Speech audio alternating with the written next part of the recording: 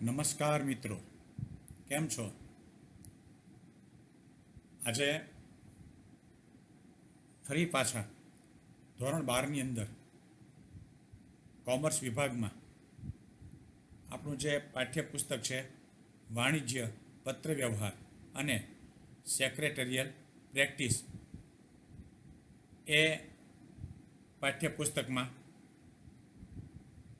જે પહેલો ભાગ છે એમાંનું બીજું પ્રકરણ છે સરકારી વિભાગો, જાહેર ઉપયોગી સેવાઓ તથા સ્થાનિક સંસ્થાઓ સાથેનો પત્ર વ્યવહાર. એની આપણે ચર્ચા કરવાની છે. આની પહેલાંની સ્લાઇડમાં આપણે પ્રથમ પ્રકરણની ચર્ચા કરી હતી, બેંક સાથેના પત્ર વ્યવહારની. અહીંયા આપણે સરકારી વિભાગો અને જાહેર ઉપયોગી સેવાઓ અને સ્થાનિક સંસ્થાઓ સાથેના પત્ર વ્યવહારની ચર્ચા કરવાની છે. મિત્રો, અહીંયા જે આપણે ચર્ચા કરીએ છીએ એ માત્ર ને માત્ર સ્લાઇડ દ્વારા હું તમને આ બાબત સમજાવું છું, પણ પછી આના જે ઉદાહરણ છે પત્ર વ્યવહાર બાબતના, એના માટે તમારે આ પાઠ્યપુસ્તકનો ખાસ ઉપયોગ કરવાનો છે. બરોબર છે? ઉદાહરણ એના દ્વારા તમારે તૈયાર કરવાના રહેશે. અહીંયા માત્ર આપણે થિયરી છે ને, કહીને થિયરી, એ બાબતની હું થોડી તમને માહિતી આપીશ. નેક્સ્ટ,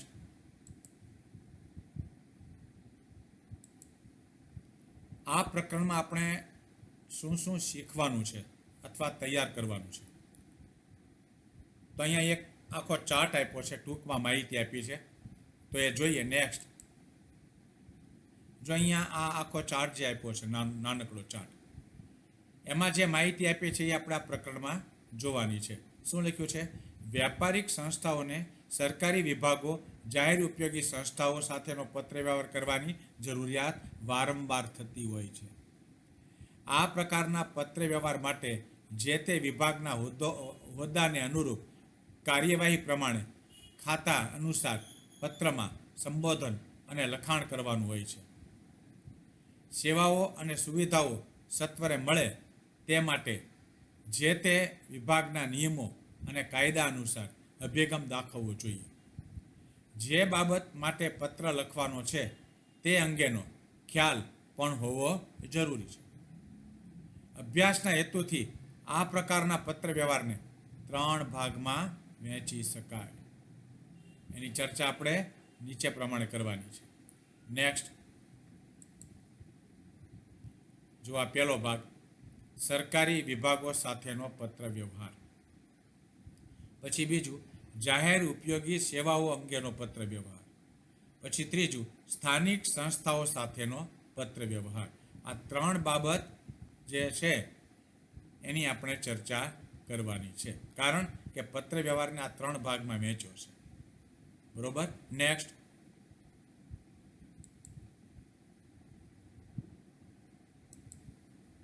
સરકારી વિભાગો સાથેનો પત્ર વ્યવહાર.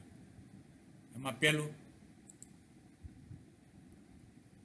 સામાન્ય નાગરિક અને વેપારી પેઢી તરીકે સરકારી વિભાગો સાથે જુદી જુદી બાબતે ઘણીવાર પત્ર વ્યવહાર કરવો પડતો હોય છે.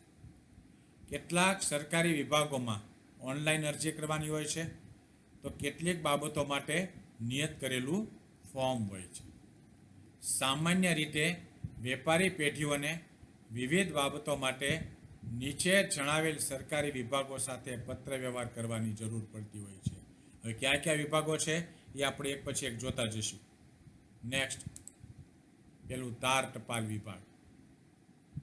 પછી નેક્સ્ટ, ટેલિફોન વિભાગ. નેક્સ્ટ, રેલવે પાર્સલ વિભાગ. નેક્સ્ટ,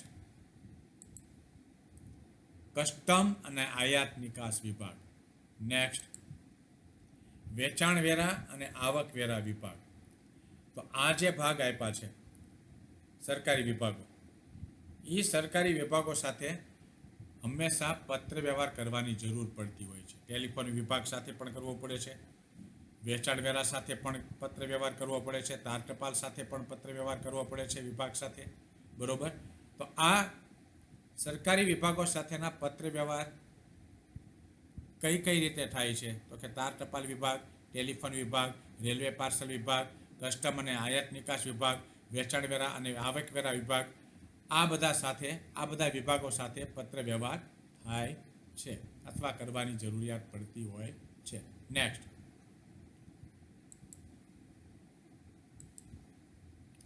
જાહેર ઉપયોગી સેવાઓ અંગેનો પત્ર વ્યવહાર.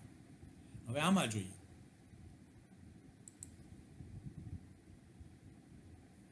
આ પ્રકારની સેવાઓ એટલે કઈ? આ જાહેર ઉપયોગી સેવા સામાન્ય રીતે ગામ અને શહેરમાં જાહેર ઉપયોગી સેવા આપવાનું કાર્ય સ્થાનિક સ્વરાજ્યની સંસ્થાઓ કરતી હોય છે.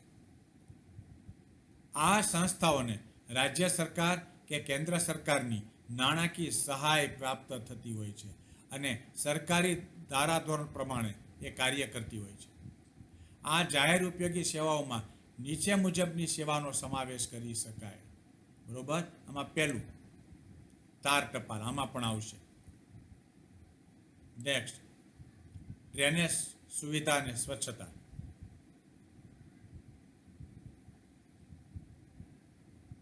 નેક્સ્ટ, રસ્તા અને મકાન. આ બધી જાહેર ઉપયોગી સેવાઓ છે. નેક્સ્ટ, અગ્નિશામક દળ. નેક્સ્ટ, વીજળી. Next, railway. નેક્સ્ટ, જાહેર આરોગ્ય. નેક્સ્ટ, સ્થાનિક અને રાજ્ય પરિવહન. Next, police home guard. અને છેલ્લું, પાણી પુરવઠો. તો આ જે બાબત થઈ, તાર ટપાલ, ડ્રેનેજ સુવિધા અને સ્વચ્છતા, ડ્રેનેજ ગટર વ્યવસ્થા, રસ્તા અને મકાન, અગ્નિશામક દળ, વીજળી, રેલવે, પાણી પુરવઠો, આ બધી જે સેવાઓ છે એ જાહેર ઉપયોગી સેવાઓ છે. તો આ બધી જાહેર ઉપયોગી સેવા સાથે પણ પત્ર વ્યવહાર કરવો પડે છે, બરોબર. ત્યાર પછી નેક્સ્ટ,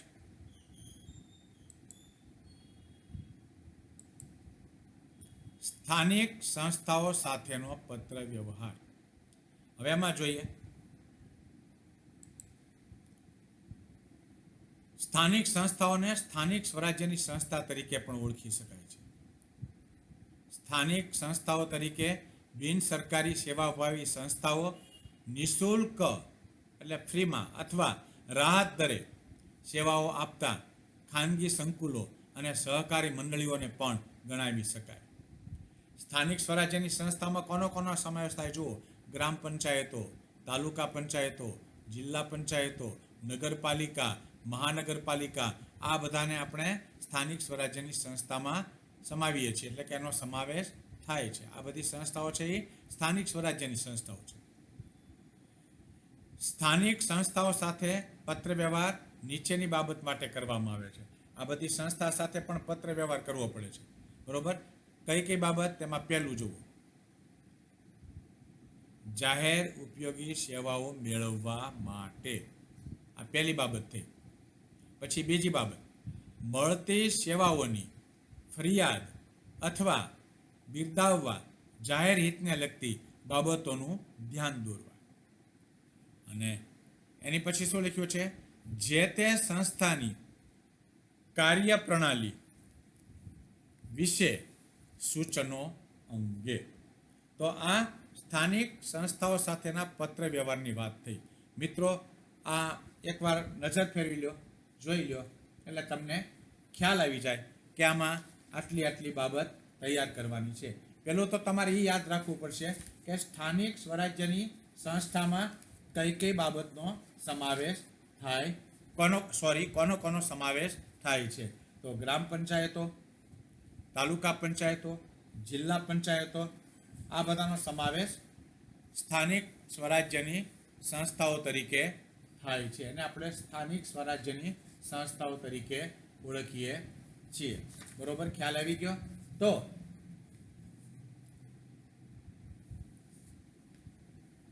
સ્થાનિક સંસ્થાઓ સાથેના પત્ર વ્યવહારમાં આ 3 બાબતો મહત્વની છે જે આપણે જોઈ. ત્યાર પછી નેક્સ્ટ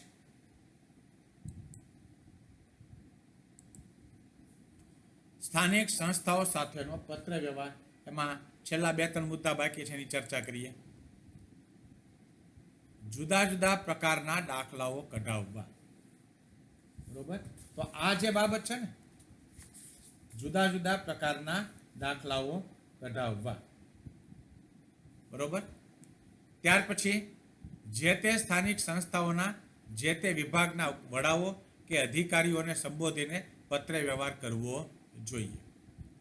ત્યાર પછી પત્ર સાથે જરૂરી દસ્તાવેજો, પુરાવા જોડવા પડે, તેને સંલગ્ન ફોર્મ ભરવા પડે અથવા અરજી કરવી પડે, અને નિયમાનુસાર જો કોઈ ફી લાગુ પડતી હોય તો ભરવી પડે. આ પ્રકારના પત્રોમાં રજૂઆત ખૂબ જ સ્પષ્ટ અને મુદ્દાસર હોવી જોઈએ. બરોબર, તો આ રીતે સ્થાનિક સંસ્થાઓ સાથેનો પત્ર વ્યવહાર કરવામાં આવે છે. કઈ કઈ બાબતે થાય આપણે અહીંયા જોયું. આની પહેલાંની સ્લાઇડમાં જોયું, એમાં 2 મુદ્દા જોયા. જાહેર ઉપયોગી સેવા મેળવવા માટે આપણે પત્ર વ્યવહાર કરવો પડે.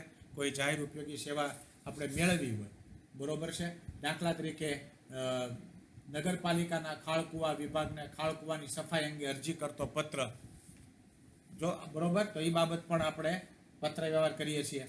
ત્યાર પછી બીજી બાબતનો એક નમૂનો તમને કહું કે શહેરના જાહેર માર્ગો પર લારી ગલ્લાનું દબાણ વધવાથી પડતી મુશ્કેલી અંગેનો પત્ર. બરોબર, તો આ પ્રકારના પત્ર વ્યવહાર આમાં કરવામાં આવે છે. બરોબર, એની સાથે મિત્રો આ માહિતી આપણે પૂર્ણ કરીએ છીએ. ખાસ સૂચના તમને આપી દઉં છું, જો અહીં લખેલી છે, દરેક વિભાગના પત્ર વ્યવહારના નમૂના પાઠ્યપુસ્તકમાં આપેલા છે, તે પ્રમાણે તૈયાર કરવા. આ જે બધી બાબત છે એના નમૂના આપ્યા છે, કેવી રીતે, બરોબર છે, તો એ પ્રમાણે તમારે તૈયારી કરવાની છે. બરોબર, પાઠ્યપુસ્તકની અંદર નમૂનાઓ બધા કમ્પ્લીટલી એક એક વિભાગને લગતા આપેલા છે. બરોબર, તો એ પ્રમાણે તમે એની તૈયારી કરતા જાજો. દાખલા તરીકે સરકારી વિભાગો સાથેનો પત્ર વ્યવહાર છે, તો એનો નમૂનો અહીં આપ્યો છે તમારી ચોપડીમાં, પાના નંબર 19 ઉપર, પાના નંબર 20 ઉપર, પાના નંબર 21 ઉપર. બરોબર, તો આ જે નમૂનાઓ આપ્યા છે એ ખાસ જોજો, જેથી કરીને તમારે પરીક્ષામાં કોઈ પ્રોબ્લેમ રહે નહીં. પછી જાહેર ઉપયોગી સેવાઓ અંગેનો પત્ર વ્યવહાર, એના પણ નમૂના આપ્યા છે, પાના નંબર 24, પાના નંબર 25, એની પર આ નમૂના આપ્યા છે. એ નમૂના તમારે ધ્યાનપૂર્વક જોવાના છે. ત્યાર પછી છેલ્લું જે આપ્યું છે સ્થાનિક સંસ્થાઓ સાથેનો પત્ર વ્યવહાર, જે આપણે અહીંયા સ્ક્રીન ઉપર અત્યારે બતાવી છે, એના માટે પણ નમૂના આપણી ચોપડીમાં આપેલા છે, પાના નંબર 28 અને 29 ઉપર એ અને 30.